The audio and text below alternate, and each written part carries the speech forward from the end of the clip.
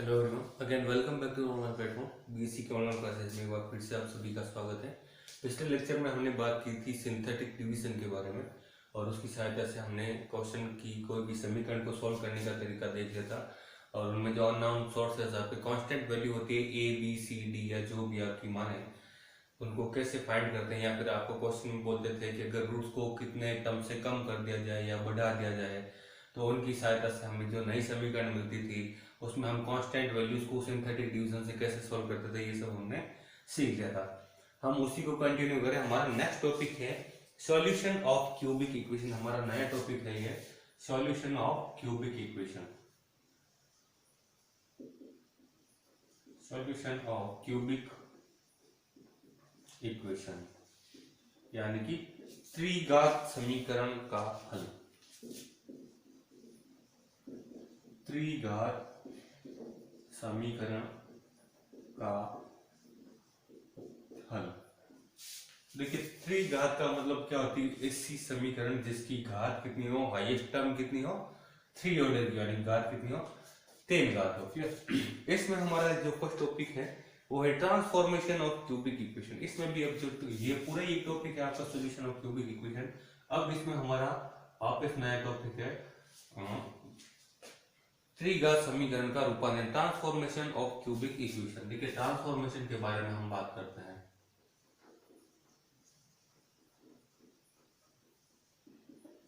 Transformation of cubic equation यानी कि त्रिघात समीकरण का रूपांतरण। त्रिघात समीकरण का रूपांतरण। देखिए, रूपांतरण कैसे होता है? तो त्रिघात समीकरण का रूपांतरण तो चलो हम कर लेंगे। पहले आपको त्रिघात समीकरण की जरूरत है ना? तो हम लेट कर लेते हैं। माना एक त्रिघात समीकरण, माना एक त्रिघात समीकरण, माना एक त्रिघात समीकरण निम्न है।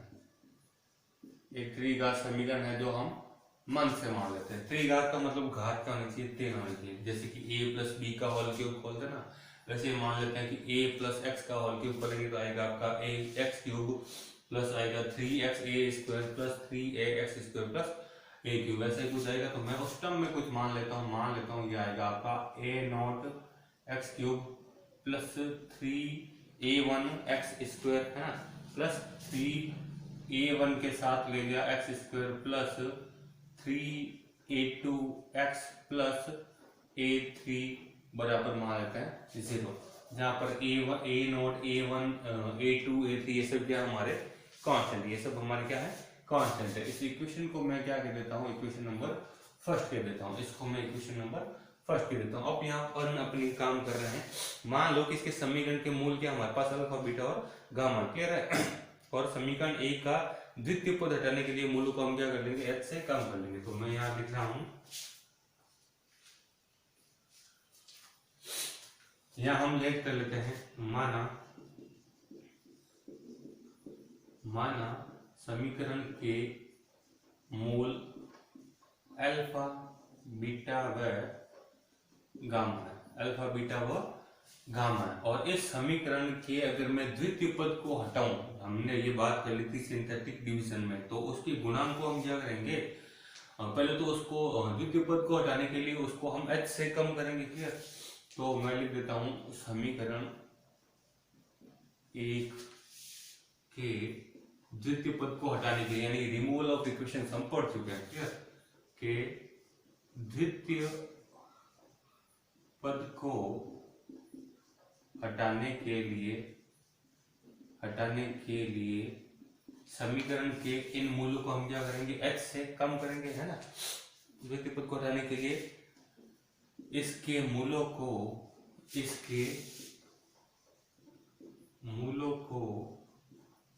h से कम करेंगे, h से कम करेंगे। अब h से कम करने का मतलब क्या है?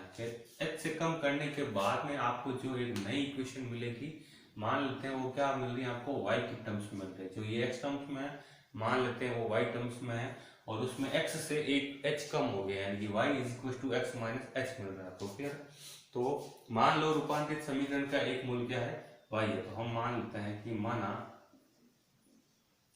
रूपांतरित यानी कि जो आपकी इक्वेशन ट्रांसफॉर्म हो चुकी है, ट्रांसफॉर्म इक्वेशन, माना कि रूपांतरित समीकरण यानी कि ट्रांसफॉर्म इक्वेशन माना रूपांतरित समीकरण का एक मूल let one root of transform equation is, मान लेते हैं क्या मान लेते हैं, y मान लेते हैं, मूल y है। तो y हमारा ये मूल है, तो ये अपनी जो मूल समीकरण थी पहली वाली, मतलब जो आपकी गिवन इक्वेशन थी उसमें से ये एक h कम है, उसमें से ये अपना एक h कम है। कहने का मतलब अगर मैं यहाँ से x का वैल्यू निकालूं तो मेरा x क्या मिलेगा, y प्लस h मिलेगा, x बराबर y प्लस h मिलेगा। क्लियर।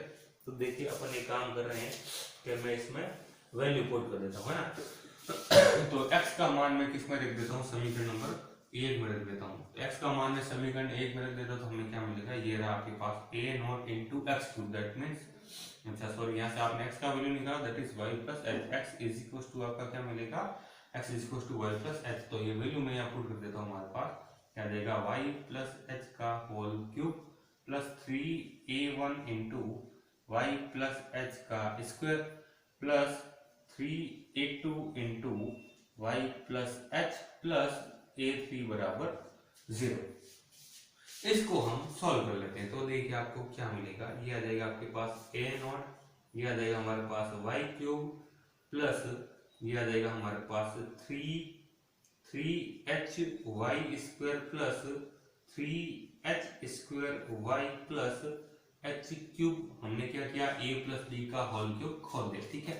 प्लस हमारे पास पड़ा है 3a1 इंटू इसका स्क्वायर खोल लेते हैं, that means y square plus 2yh plus h square, यानी कि a square plus b square plus 2ab, ये भी खोल दिया। प्लस इसका ऊपर चाहे तो अंदर मल्टीपल ले लीजिए, ये आ जाएगा आपके पास 3a2y plus 3a2h plus a3 बराबर 0, ठीक है। अब यहाँ a नॉट का अंदर मल्टीपल ले लीजिए। पहले तो देखिए a नॉट को तो चलो कोई नहीं, हम अंदर ले लेंगे। अब मैं क्या कर रहा हूँ, इनकी कांस्टेंट टर्म्स को, मतलब इनके कोफिशिएंट्स को मैं छांट रहा हूँ। जैसे कि y क्यूब के कोफिशिएंट्स तो उनको एक साथ लिख देता हूँ, y स्क्वायर की कोई पद है तो उनको एक साथ लिख देता हूँ, सिंगल y का पद है तो उनको एक साथ, और कांस्टेंट वालों को एक साथ, ये काम कर देते हैं। तो y क्यूब का टर्म देखिए हमारे पास सिर्फ सिंगल है, जो कि है हमारे पास a not y cube, a not y cube plus, next हम बात करते हैं y स्क्वायर के पद की। तो y स्क्वायर के पद देखिए, एक तो ये रहा,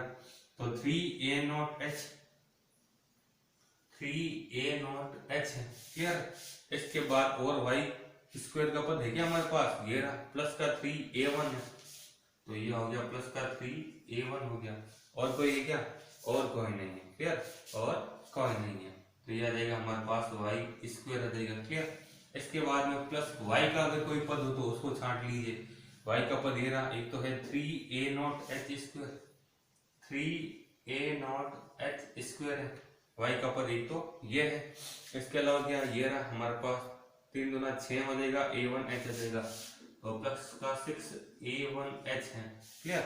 ये रहा 6a1 h है, y का टर्म एक ये रहा, और कहाँ है, और कहाँ है, और हमारे पास ये रहा, यानी कि 3a2 है ना, तो प्लस का 3a2 है, इनटू में हमारे पास y पड़ा, क्लियर।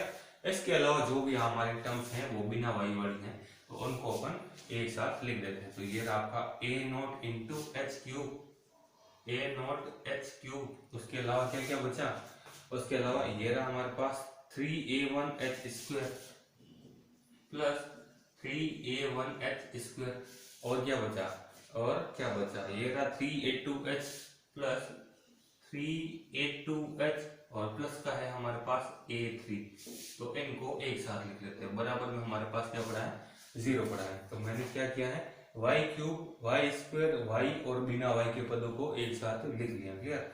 अब देखिए हम रिमूवल किसका लगा रहे हैं, सेकंड टर्म का लगा रहे हैं। समीकरण 1 में द्वितीय पद को हटाने के लिए remove the second term of equation first then we have, है ना। तो अब द्वितीय पद को हटाने के लिए प्रोसीजर क्या होता है, हमने ये रिमूवल ऑफ टर्म्स में पढ़ा है कि जो टर्म आप हटाते हैं उस वेरिएबल का जो भी आपका कोफिशिएंट होता है उसको आप 0 के बराबर ले लीजिए, उसको आप 0 के बराबर ले लीजिए। तो इस समीकरण के द्वितीय पद को मैं हटाने की कोशिश कर रहा हूँ। क्लियर? तो इसको मैं कुछ नाम दे देता हूँ, इसको मैं इक्वेशन 2 कर देता हूँ। ठीक है, और हम यहाँ कह रहे हैं कि अब हम h को ऐसा चुनते हैं जिससे समीकरण 2 का द्वितीय पद क्या हो जाए, विलोम पद है। कहने का मतलब है समीकरण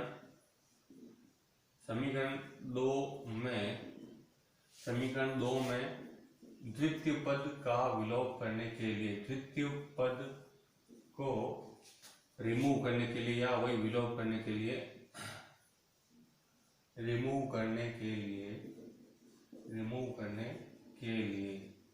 समीकरण 2 में से द्वितीय पद को रिमूव करने के लिए हम क्या करेंगे, इसके कोफिशिएंट्स को, किसके, वाई स्क्वायर के कोफिशिएंट्स को, यानी कि हमारे पास जो कि कौन पड़ा है, जो कि हमारे पास पड़ा है 3a0h प्लस 3a1, इसको हम क्या कर देंगे, 0 के इक्वल कर देंगे। तो यहाँ से हमारा h का वैल्यू निकल कर आ जाएगा ना, h का वैल्यू हमारे पास देखिए 0 के इसको उधर भेजेंगे तो आएगा माइनस का 3a1, 3 से 3 कर जाएगा माइनस का a1 अपॉन a0, ये वैल्यू निकल कर आएगी आपकी किसकी, h की वैल्यू निकल कर यहाँ से हमारे पास आ जाएगी। क्लियर? h की वैल्यू हमारे पास यहाँ से निकल कर आ जाएगी। अब हम एक काम करते हैं, इसको तो इक्वेशन नंबर 3 दे देते हैं। क्लियर? अब अपन ये काम कर रहे हैं कि यहाँ से हम कोफिशिएंट्स है ना, हमारे पास वाई स्क्वायर और वाई के, इनमें जो भी टर्म्स पड़े हैं अभी भी उनमें क्या पड़ा है, h पड़ा है। तो मैं h का पूरा ही रिमूव कर देता हूँ। h का अपने पास आ गया ना, a0 और a1 के टर्म्स में आ गया, तो हम क्या कर लेते हैं कि पहले तो मैं इसके लिए बात कर लेता हूँ। क्लियर? तो वापस अपन बात करते हैं समीकरण 2 में y का गुणांक, यानी कि पहले तो हम बात कर लेते किसका, समीकरण 2 में y का गुणांक यानी कि ये है, और y स्क्वायर का गुणांक हमारे पास हमने 0 कर ही दिया है। क्लियर? तो पहले हम बात करते हैं समीकरण 2 में y का गुणांक, है ना। तो समीकरण 2 में y का गुणांक, इसको तो हमने निकाल लिया यहाँ से वैल्यू, इसको तो रिमूव कर दिया। तो y के गुणांक की बात करते, y का गुणांक है क्या, y का गुणांक है हमारे पास 3a0 और h स्क्वायर, और h का वैल्यू हमने निकाल लिया है माइनस a1 अपॉन a0, और उसका क्या पड़ा है, स्क्वायर पड़ा 3 h स्क्वायर, तो ये हो गया h स्क्वायर, प्लस पड़ा 6a1h ना, प्लस का 6a1 और h कितना minus a1 upon a0। Clear? और प्लस का है हमारे पास 3a2, ये है हमारे पास 3a2। क्लियर? तो देखिए क्या करें, यहाँ से हम वैल्यू रख देते हैं। देखिए यहाँ से एक तो आपका 3 कॉमन आ रहा है, तो पहले तो आप 3 कॉमन लीजिए। ठीक है, यहाँ से आपका देखिए ये आएगा माइनस का स्क्वायर प्लस हो जाएगा, तो a1 स्क्वायर बटा a0 स्क्वायर आएगा, इसके a0 की 1 पावर से 1 पावर कट जाएगी, और 3 आप कॉमन ले चुके हैं, तो यहाँ बचेगा आपका a1 square divided by a0 6 से 3 कॉमन से लगे, तो यहाँ बचा है 2, और प्लस माइनस हो जाएगा माइनस, तो 2, और ये हो जाएगा हमारे पास a1 square divided by a0। Clear? यहाँ हो जाएगा हमारे पास प्लस 3 तो चला गया बाहर कॉमन, और यहाँ से बचेगा हमारे पास a2। क्लियर? तो यहाँ से कहने का मतलब 3 का तो 3 है ही हमारे पास, और यहाँ से आपका एलसीएम क्या आ रहा है, यहाँ से आपका एलसीएम आ रहा है a0, तो a0 ले लिया हमने एलसीएम, तो क्या बनेगा a1 square minus 2a1 square plus है हमारे पास a0 a2। क्लियर? तो ये आ जाएगा हमारे पास 3 इंटू ये बना देगा, देखिए a1 square minus 2a1 square, that is minus का 2a1, तो प्लस वाला टर्म पहले लिख दीजिए, कहने का मतलब a0 a2 minus a1 square divided by a0, ये मिला है हमें क्या, y का गुणांक। तो y का गुणांक मिल गया हमें ये। क्लियर? इसको हम लोग इक्वेशन कह देते हैं। क्लियर? और हम यहाँ पर एक काम कर लेते हैं, तो मैं इसको लिख देता हूँ 3h by a0, 3 capital H by a0, और जहाँ की मैं h को क्या कह देता हूँ, h को मैं क्या देता हूँ, ये हमने इसकी जगह मैंने क्या लिख दिया है, h लिख दिया, तो h को मैंने नाम दे दिया a0 a2 minus a1 square, a0 a2 minus a1 square, इसको हम क्या कह देते हैं, इसको हम इक्वेशन नंबर 4 कह देते हैं, अब देखिए इसी प्रकार मैं अचर पद में से भी क्या कर लेता हूँ, h का रिमूवल कर देता हूँ। तो देखिए क्या मिलेगा, तो मैं इरेज कर देता हूँ थोड़ा।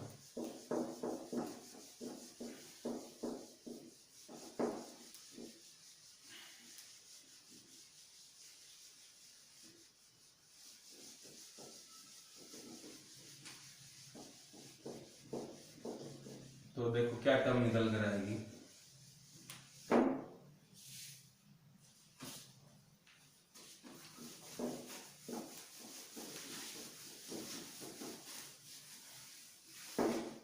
देखिए क्या टर्म निकल कर आएगी हमारे पास। हम बात करते हैं किससे, समीकरण 2 से अचर पद। समीकरण 2 में मैं क्या कर रहा हूं, अचर पद। मैं समीकरण 2 में अचर पद के गुणांक की बात कर रहा हूं, है ना। समीकरण 2 में अचर पद की बात कर रहा हूं। तो अचर पद था हमारे पास, यहाँ पर था ना अचर पद। एक्चुअली मैंने यहाँ से रिमूव कर दिया, तो मैं एक बार वापस लिख लेता हूँ देखकर। जो कि था हमारे पास समीकरण में, जो कि था हमारे पास कितना 3a0। एक बार मैं अचर पद को वापस लिख देता हूँ। जो कि था आपका 3 कॉमन लेने के बाद क्या बचा था, जो कि था हमारे पास a0h² plus 2a1h plus 2a1h plus a2 plus a2, यही बचा था, ये बचा था। क्लियर, ये बचा था हमारे पास इसका अचर पद a0h³। सॉरी यह नहीं था,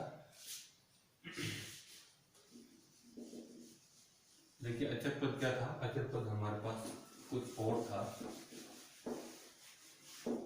अचर पद था हमारे पास ये रहा, अचर पद था हमारे पास ये रहा a0h³ है ना, a0h³ plus 3a1h² plus 3a2h है ना, और प्लस का a3, यही था।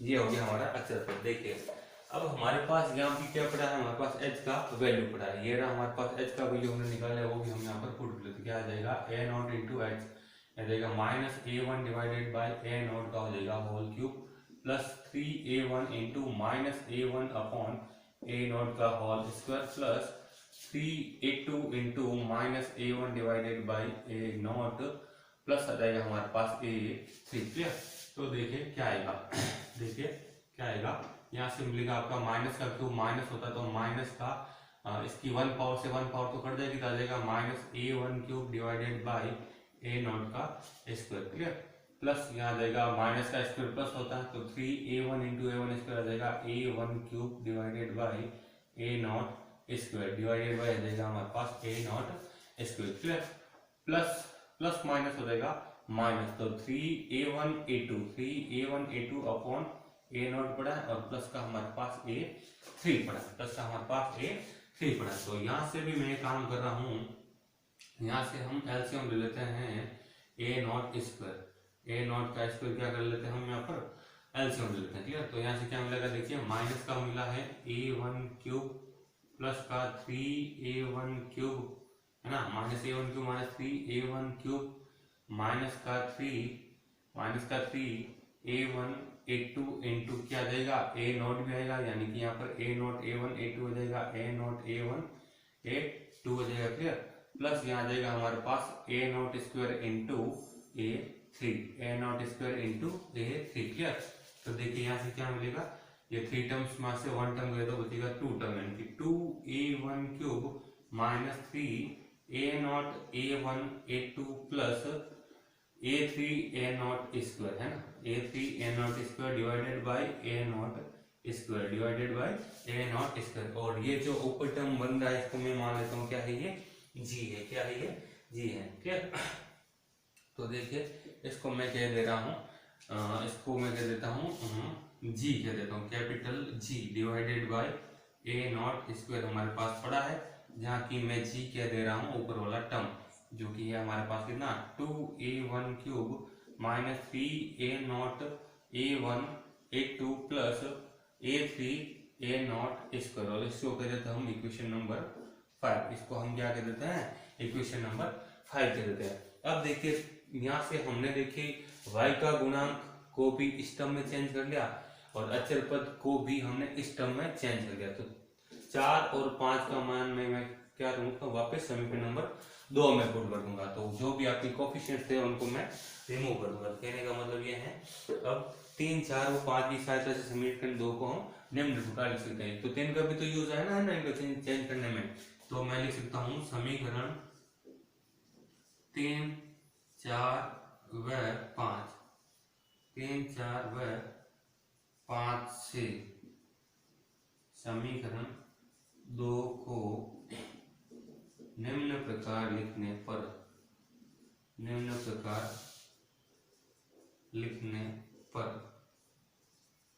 Equation 2 can be written as, किस रूप में लिख सकते हैं हम इक्वेशन 2 को? इक्वेशन 2 को हम लिख सकते हैं, इक्वेशन 2 थी हमारे पास, क्या थी?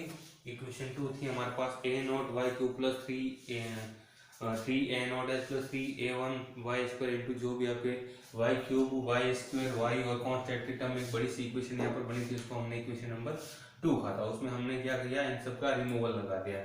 तो यहाँ पर देखिए नई इक्वेशन हमारे पास क्या बनेगी, मैं डायरेक्ट यूज मैंने यहाँ पे मिटा दिया है, तो मैं इसका लिख देता हूँ a नॉट वाई क्यूब और अपने सेकंड टर्म का तो रिमूवल लगा दिया, तो प्लस का हो जाएगा हमारे पास 3h upon a not into y plus हमारे पास नेक्स्ट टर्म बनेगा g upon a not square that is equals to 0। क्यों? क्योंकि हमने सेकंड टर्म का क्या लगा दिया, रिमूवल लगा दिया। तो यहाँ से वाई स्क्वायर का वैल्यू क्या हो जाएगा, 0 हो जाएगा। वाई स्क्वायर का वैल्यू मतलब जो भी आपने रिमूवल लगा दिया एक्चुअली 0 नहीं होगा, पूरा ही हट जाएगा। ठीक है, तो ये हमने क्या कर दिया, रिमूवल लगा दिया। अब देखिए, अब अपन एक काम करते हैं कि इस वाई क्यूब को हम सिंगल ही रखना चाह रहे हैं। तो वाई क्यूब को सिंगल ही रखना चाह रहे हैं, तो मैं यहाँ पर क्या कर देता हूँ, a नॉट का पूरी इक्वेशन में भाग लगा देता हूँ। तो देखिए क्या मिलेगा,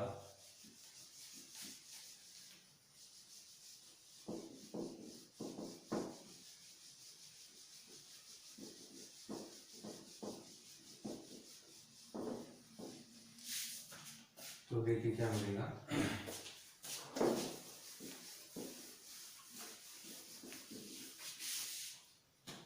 मैं क्या कर रहा हूँ, a नोट का भाग लगा देता हूँ पूरी इक्वेशन में। तो देखिए क्या मिलेगा, यह मिल जाएगा वाई क्यूब प्लस 3h और हमने a नोट का भी और भाग लगा दिया, तो ये हो जाएगा a नॉट स्क्वायर इंटू में हमारे पास y पड़ा है प्लस हमारे पास g upon a not square already पड़ा है और a नॉट से और डिवाइड करवा लिया, तो ये मिलेगा a नॉट का क्यूब, है ना, दैट इज इक्वल टू 0। और 0 अपॉन a नॉट क्या होता है हमारा, 0 ही होता है। 0 अपॉन a नॉट क्या होता है, 0 ही होता है। इसको हम कह देते हैं इक्वेशन नंबर क्या है, ये इक्वेशन नंबर 6 है। ये क्या है हमारे पास, इक्वेशन नंबर 6 है। अब समीकरण 6 के गुणांकों को पूर्णांक बनाना है, तो इसके मूल्यों को हमने क्या कर दिया, a नॉट से गुणा करके रूपांतरित समीकरण निम्न प्रकार होगा। यानी कि देखिए हमने क्या किया, अच्छा यहाँ पर मैं एक काम और कर रहा हूँ, यहाँ पर मैं एक काम और कर रहा हूँ।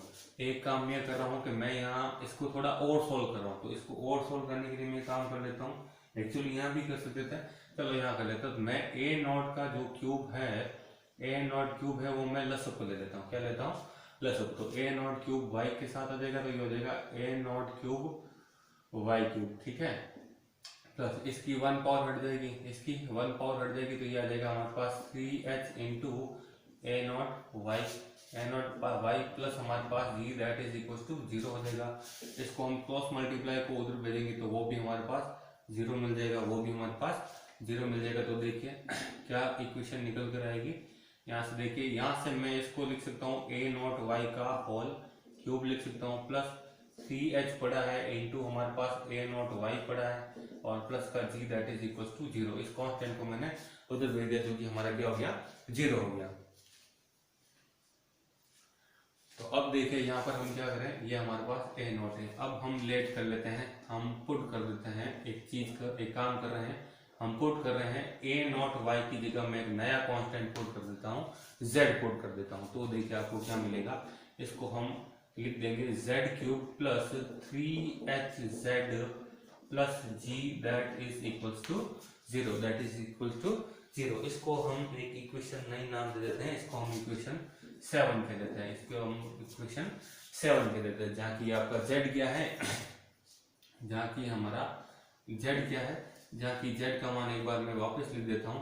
z का मान था हमारे पास a नॉट y, और y को आपने इनिशियली लिया क्या था, y हमने इनिशियली लिया था x में से h घटा दिया था, x माइनस h कर दिया था। तो y इज इक्वल टू हम लिख सकते हैं x माइनस एच, तो ये a नॉट इंटू हमारे पास पड़ा है x minus h, that is equals to और h का वैल्यू आप निकाल चुके थे, यानी कि a not into x minus h कितना था, x निकाला था हमने minus a1 upon a not, तो माइनस माइनस हो जाएगा प्लस और ये हो जाएगा हमारे पास a1 अपॉन a नॉट। इसको आप चाहे तो अंदर मल्टीपल करवा सकते हैं, तो कहने का मतलब z क्या आ जाएगा, z आ जाएगा हमारे पास a not x plus a not x plus a1, यानी कि जो हमने इक्वेशन ली थी x के टर्म में, यानी कि जो इक्वेशन ली थी a नॉट, हमने इक्वेशन क्या ली थी initially, a not x cube plus 3a1 x square plus 3a2x plus a3 बराबर 0। क्लियर। इसके रूट्स हमने कहे थे अल्फा बीटा और गामा। अब हमारी जो नई इक्वेशन है वो चेंज हो गई है z के टर्म्स में, ये आपकी क्यूबिक इक्वेशन बन गई है। इसके जो अब रूट्स हैं वो किसके टर्म में होंगे, z के टर्म्स में होंगे, और z के टर्म्स में होंगे तो वो हो क्या किस प्रकार रहे, इस रूप में। तो a नॉट इंटू एक्स, अब x के साथ क्या चल रहा है अल्फा बीटा और गामा, तो z के नए रूट्स क्या होंगे, a not alpha plus a1, a not beta plus a1 and a not gamma plus a1। Clear. तो ये रहेंगे इसके रूट्स, तो मैं यहाँ पे लिख देता हूँ। तो देखिए हम ये लिख देते हैं, तो हम यहाँ से एक बात कह देते हैं कि इस जो समीकरण नंबर 8 जो आपने बना लिए हैं, इसको मैं समीकरण नंबर क्या कर देता हूँ, 8 कर देता हूँ, है ना। तो इस समीकरण 8 की सहायता से हम कह सकते हैं कि समीकरण 8 से स्पष्ट है कि समीकरण 1 के मूल यदि अल्फा बीटा गामा है, तो समीकरण 7 के मूल हमारे पास क्या होंगे, a not alpha plus alpha 1 और ये होंगे। क्लियर। तो मैं कह देता हूँ कि यदि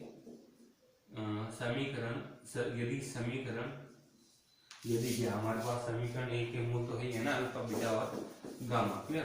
तो मैं यहाँ से कह देता हूँ कहाँ से, समीकरण नंबर 8 से, है ना।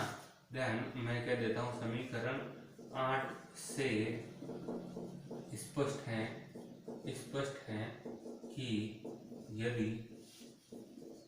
यदि समीकरण 1 के मूल अल्फा बीटा व गामा हो तो समीकरण 7 कौन सी, इसके समीकरण 7 के मूल हमारे पास क्या आ गए इस रूप में, और x की जगह हमारे पास क्या, जब x की टर्म में थी तो क्या थी समीकरण अल्फा बीटा गामा, तो इस टर्म में आ गई, तो ये क्या हो जाएगा a not alpha plus a1 comma a not beta plus a1 comma a not gamma plus a1 होंगे। ये था इसका टोटल सॉल्यूशन। आई होप आपको ये पूरा प्रोसेस समझ में आया होगा। तो ये थी हमारे पास किसी भी जो भी आपकी ये ट्राइनोमियल इक्वेशन होती है जिसको आप थर्ड ऑर्डर की बोलते हैं, यानी कि क्यूबिक इक्वेशन बोलते हैं, इसका टोटल सॉल्यूशन था, जिसमें हमने इसको टोटल को पूरी इक्वेशन को जो आपने इनिशियल मानी थी उसमें कैसे हमने सेकंड टर्म को रिमूव किया, उसके कोफिशिएंट्स को जीरो किया, वहां से h का वैल्यू निकाला, फिर उसको y के टर्म्स में चेंज किया, है ना। y के टर्म में चेंज करने के लिए हमने इनिशियल जो थी आपकी x की टर्म में उसको h से कम किया, फिर नए रूट माने, नया इक्वेशन आपको y की टर्म में मिला जिसमें y cube y square y और अचर पद थे, और उनके साथ जो h के टर्म्स में कोफिशिएंट्स थे उनको हमने h के वैल्यू निकाल कर उनसे सेपरेट कर लिए। सेपरेट करने के बाद हमने उन सभी को एक अलग नए नाम दे दिए, यानी कि अगर a नॉट a1 जो भी था इसको हमने h कह दिया था, इसके बाद में जो आपका अचर पद था उसके साथ जो भी कोफिशिएंट्स है a नॉट a1 a3 जो भी मिले उसको हमने क्या कह दिया, g कह दिया, और hg जो इक्वेशन नंबर 6 और 7 मिली थी उसको हमने जब इक्वेशन वापस सेकंड में पुट किया तब हमारी वैल्यू इसमें चेंज हो गई। यहाँ से कुछ नहीं किया, हमने एलसीएम लिया है और इसको इस रूप में चेंज कर दिया। इसको इस रूप में चेंज करने के बाद देखिए a नॉट और y को मैंने नया नाम क्या दे दिया, z दे दिया। तो हमारी जो इनिशियल वैल्यू थी जो x में थी वो हमने किस में चेंज कर दी, इसमें z में चेंज कर दी, z में चेंज कर दी। क्लियर। तो यहाँ पर नोट करने की बात यह है कि इस इक्वेशन के रूट्स ये होंगे कब, जब हमारे पास जो फर्स्ट टर्म का वेरिएबल हो उसका कोफिशिएंट हमेशा कितना हो, 1 हो, और बाकी की जो पीछे की टर्म्स हो वो हमेशा कोफिशिएंट्स के साथ में हमेशा क्या होने चाहिए, इंटीजर्स यानी कि पूर्णांक होने चाहिए। क्लियर। तो नेक्स्ट टॉपिक में हम बात करेंगे कार्डन्स मेथड की। तो मिलते हैं फिर नेक्स्ट लेक्चर में, तब तक थैंक यू।